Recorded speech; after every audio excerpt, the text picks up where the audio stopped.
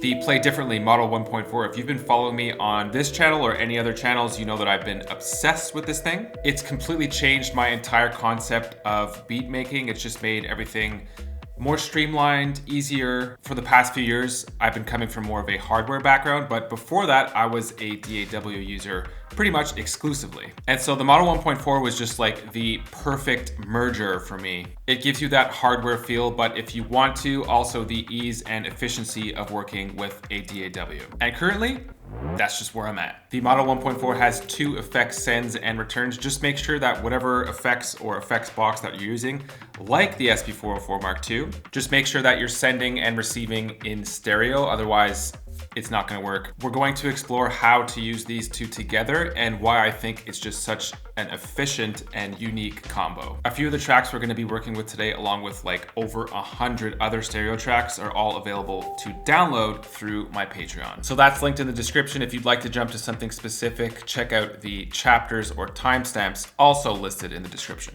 And today's video is sponsored by DistroKid. If you're an independent artist or producer, DistroKid is specifically made for people like us, and I'll be talking about why I like to use it, why I think it's the best music distribution platform later in this video. So about the setup, it's very simple and DAW oriented. Whatever DAW you're using, this is a very standard audio routing setup, so it works with pretty much all of them. So a breakdown of the tracks: I have drums on channel 1, bass on channel 2, like a piano synth riff sort of thing on channel 3, and a vocal riff, which I'm going to raise the volume of. Right, so I can mix right here. I have a trim right here.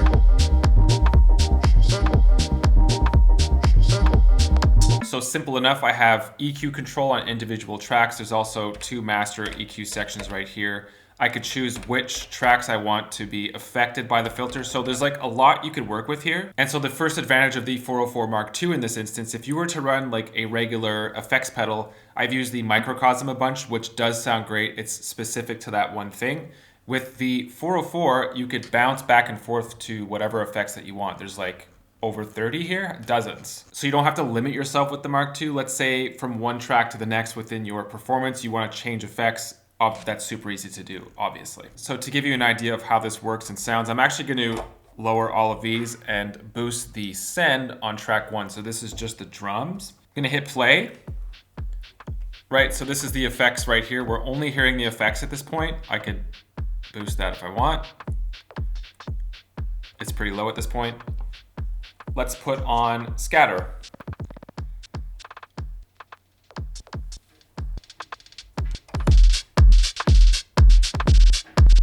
Okay, let's try tape echo.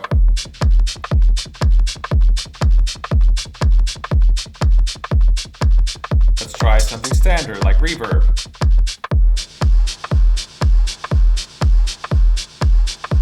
Right, and so you could mix this onto any of the tracks.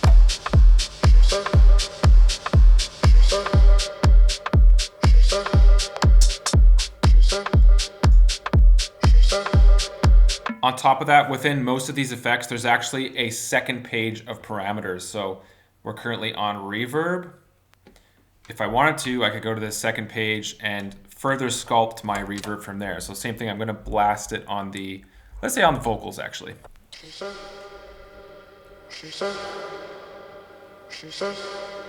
Right?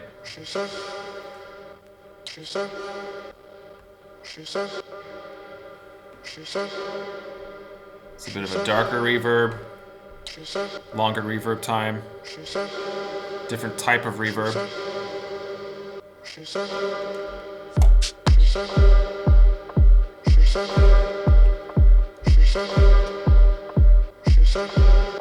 I treat this as like a bus effect. So let's say you're coming in from a bus in your DAW, you would max out the mix knob on that particular bus. At least that's a common practice. So I think the same way with effect sends and returns, right? So on this particular reverb, it's maxed out to level 100. Otherwise, if it's too low, you're not really gonna get much of that effects in your sends. So even if you have a bit of a different setup than me, that's just a really useful way of thinking about it to get the most out of your effects. I'm gonna switch up the track and then we're gonna look at some 404 Mark II effects that might be interesting within that track that we haven't looked at yet.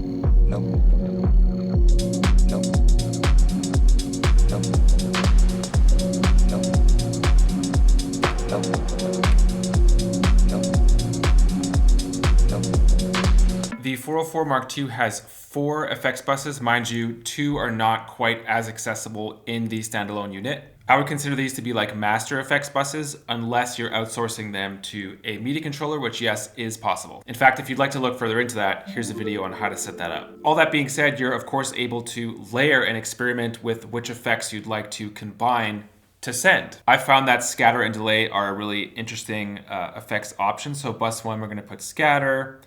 Bus 2, we're gonna put just straight up delay. I'm gonna change this to dotted eighths. So here's what that combination sounds like just on the drums. Okay, let's play around with scatter.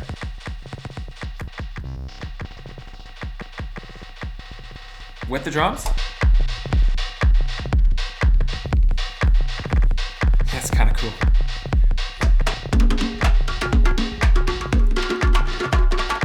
Same thing, but just on the perk part. Without it. With it. On the bass.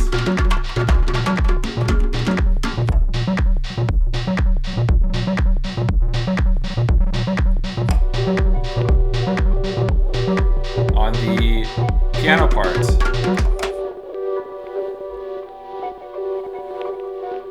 Right, it's there, it's much more subtle. I like it better on the perk parts myself. I find it's a lot more effective because it's a very percussive combination of effects. So that's one combination of what, like thousands? There's so much to work with the Mark II. If you'd like to take it a step further, of course you could do that. Remember that there are 2 effect sends on the Model 1.4, and that's a setup that we are going to look at. But before that, let's talk about today's sponsor, DistroKid. Here's a few reasons why you should be using DistroKid as opposed to other music distribution platforms, especially if you're an independent artist or producer. Firstly, they're on the cutting edge of social media and new music promotional tools. They're definitely the pioneers in that sense because their platform depends on people like us, independent artists and producers, to use these tools to promote our own music. The amount of stores or streaming platforms that DistroKid distributes to is insane. And they also keep up to date with smaller or up and coming platforms that you might not even know about or have access to. So a perfect example of this is a platform called KKBox, which DistroKid distributes to. You think that Spotify is my biggest streaming earner, but it's actually not. KKBox is, so thank you DistroKid for keeping track of that. DistroKid does not take a cut. They deliver 100% of streaming royalties to you, no extra charge. Independent artists and producers, there is a reason why DistroKid distributes 1/3 of the world's music, which is insane. Okay, back to the video. And so if you happen to have another effects pedal or effects box, maybe like the 404 SX, which is essentially a dumbed down version of the Mark II, a very dumbed down version of it. This might actually be the last video where I feature the SX because I'm considering selling it. It's obsolete compared to the Mark II. I find that owning both of them is just like a little bit redundant. There's only one effects bus with the SX. I mean, technically 2 if you want to use the lo-fi kind of bit crushery effects. So I know my drums are here. I have like a gated reverb on those. And then same thing with the hay. And then with the Mark II, I have, what do I have here? Yeah.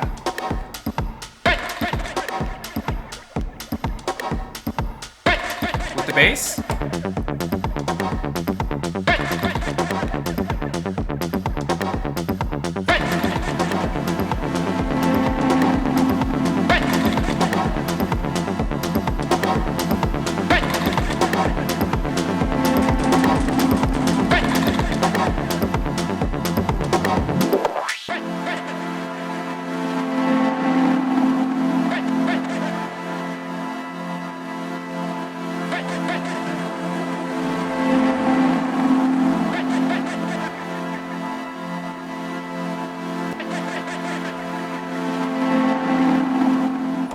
And so suddenly my setup is massive, but it's really fun to play with. Do I recommend this setup? I think it's a cool, fun home setup. I'm not sure I'd recommend it for like outside use. Like I said, this is a bit redundant here, especially if you're an Ableton Live user, you're able to just route your effects through a MIDI controller like this, something way smaller, and you have way more control with just this and your laptop. Although I do find it really interesting to have like the best of both worlds, so like MIDI control effects and then maybe something hardware like the Mark II. There's just something about it, mixing the two together, in my opinion, is just the best combination overall. Just based on my experience at this point, this is kind of where this channel is going, mixing hardware with software, so like a hybrid of both. Anyway, I just thought it'd be interesting to push the limits of the Model 1.4 and show you what it's actually capable of. Although I'm sure there's someone out there that's pushing it even further. If there is, please let us all know in the comments. I would love to watch that content. From what I've seen with the Model 1.4, it really does push you to have your own unique setup because it's compatible with hardware as well as software.